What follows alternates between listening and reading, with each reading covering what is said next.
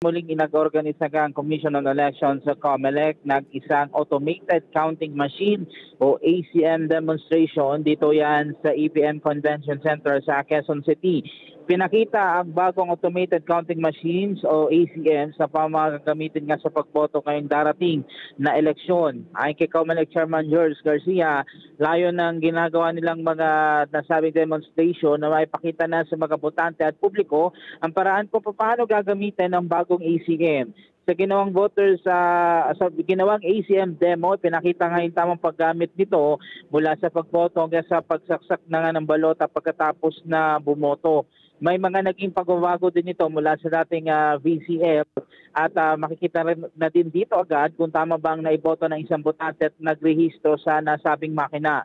Inorganisa nga ang aktibidad sa pakikipagtulungan pa rin ng New Era University, kasama na rin sa nakilahok nga ang mga estudyante mula sa NEO Integrated School, maging ilang mga opisyal mula sa Barangay New Era, Quezon City, kasama na rin itong bahagi ng Kulyat, Quezon City. Sa kabila niya, tiniyak naman ni Chairman George Garcia na nananatiling on track ang ahensya sa kanilang preparasyon para sa eleksyon 2025.